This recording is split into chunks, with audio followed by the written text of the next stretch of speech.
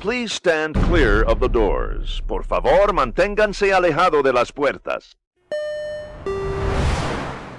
Hey there, everybody, and welcome to episode 33 of the 5th season of Monorail Monday, where we talk about my time working as a cast member, operational things, behind the scenes, just crazy guest stories.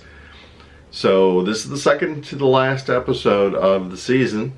We're expecting to do a special guest, but just haven't had time to sort of set those up. So those may be something we address in another season of Monorail Monday. So I got this episode here today, and then we're also going to have a season finale next week. And I've got one of the crazier stories, one of the more, I don't know, epic stories, but that'll be coming next week.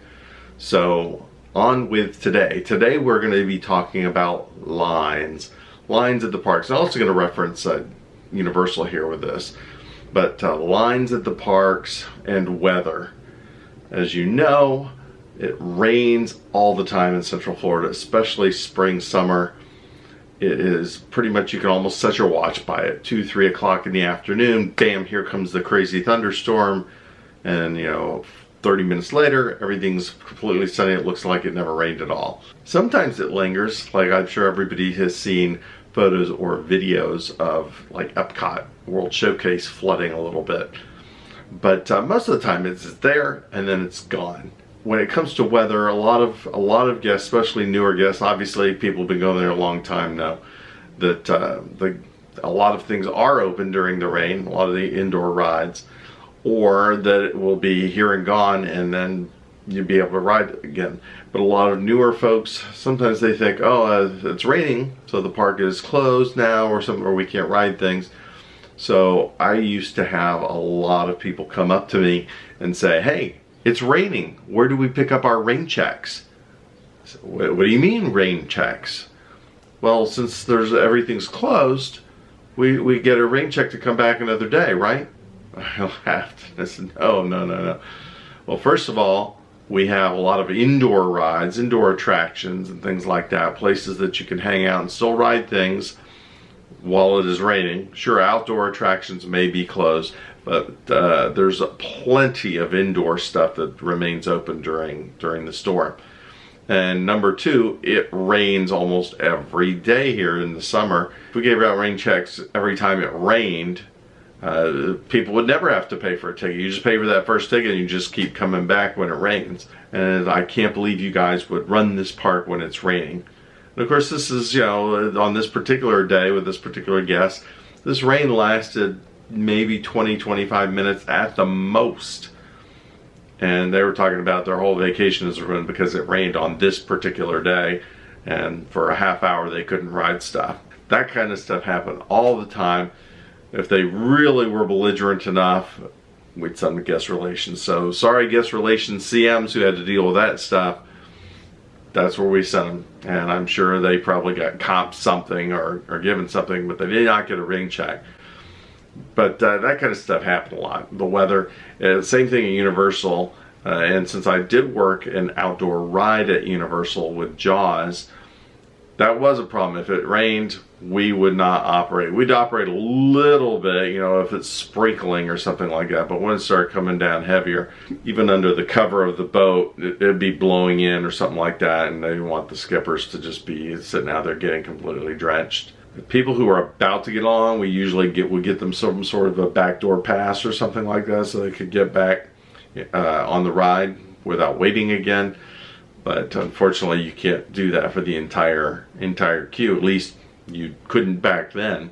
A lot of guests also don't understand. They say, hey, there's no weather here right now, or it's just sprinkling a little bit.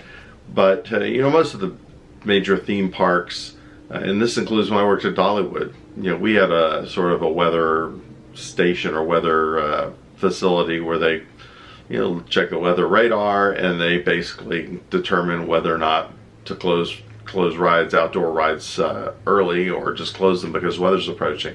So a lot of times they're closing and there's no weather right on top of things, but they don't want to close like as the lightning is striking. They basically want to cycle the ride down so there's no guests on it.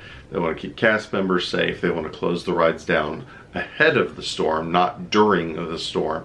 5 miles of the theme park, they'll shut everything down that might be affected by the weather. A lot of people say, I don't see anything, or I haven't heard anything.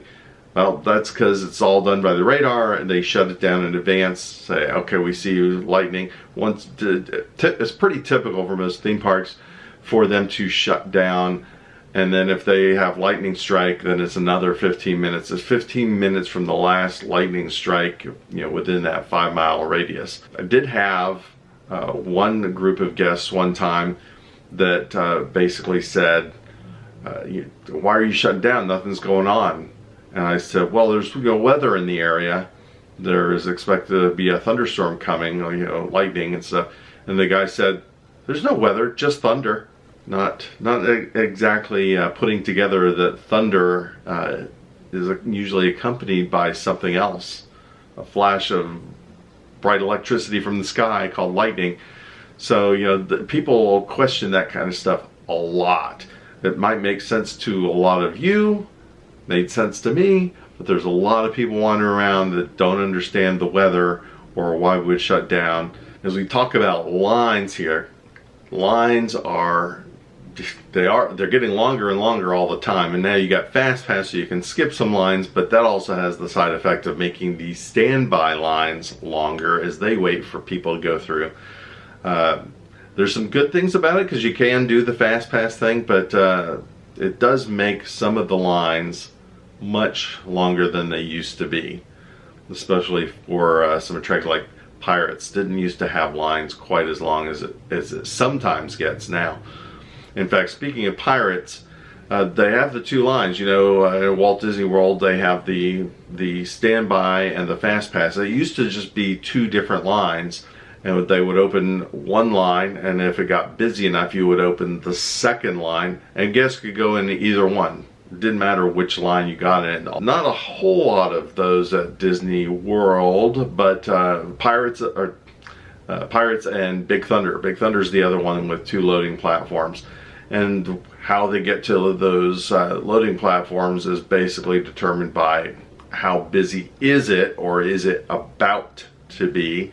How many cast members do you have available? Because you need separate loaders and unloaders. You need additional cast members for the two platforms to be operational. So they're only going to do that when it's busy enough for it. As many of you know, I worked on Pirates, mostly like unload greeter and just kind of roaming, because I was officially trained on the attraction, so I could do greeter and things like that. And sometimes the line would back up. Everybody follow everybody into one line, even when both lines were open. People just monkey see, monkey do. They just follow the people directly in front of them, and all of a sudden one line would just be way out, and nobody would be going in the second line. They just all file in and back up into the plaza area off of the one line. And I'd tell people, two lines are open, but people, most of the time, they didn't hear you. They didn't listen. They just stood in the one line. So it was always fun to go towards the end of the line and go up to individual people and go, there's a second line open here. You don't have to all be in this one.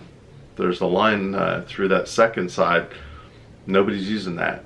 And all of a sudden you watch the line kind of fold in on itself.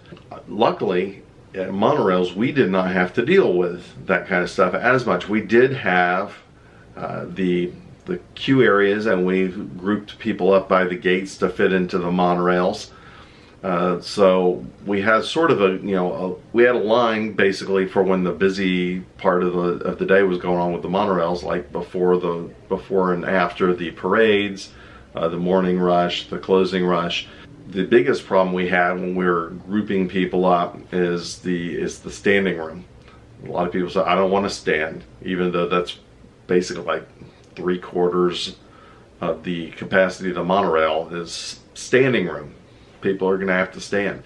They're like, I don't want to stand. So they basically, I don't want to stand on this monorail. So they end up standing in the station platform waiting for a monorail that might have seating on the next one.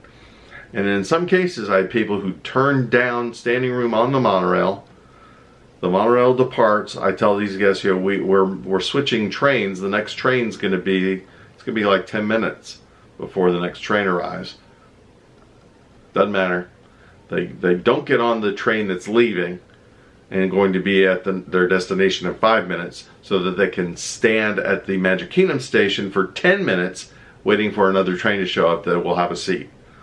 Now, yes, there are folks who have disabilities or people who can't stand for whatever reason, but it was funny sometimes if we were doing a switch or something like that, some maintenance issue going on, and tell people, well, it'll be 5 minutes standing on the train and you're at your destination, or it's going to be 10 plus minutes standing here on the platform waiting for the next train that you could possibly get a seat on. When we had the Mark IVs, everybody was used to seating. You just 5 across on a bench, 5 adults basically across the seat of the bench. So when the Mark VIs came on, people were not used to the idea of standing room. So that was a real interesting transition for a lot of folks, making that jump. I said there's standing room, you can stand on these trains, and then of course you got, you know, 10 other trains that are all just the old style bench seating of the Mark IVs, and you've got 1 or 2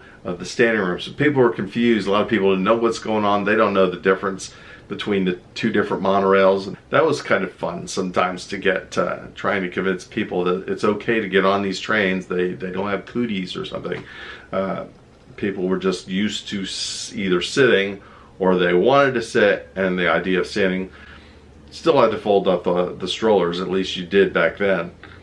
But so just a kind of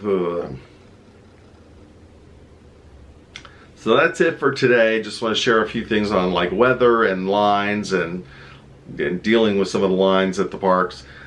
Next week it's going to be the season 5 finale. We are going to talk about this, you know, big incident that happened that I had to deal with, and was told, you know, my job could be at stake here.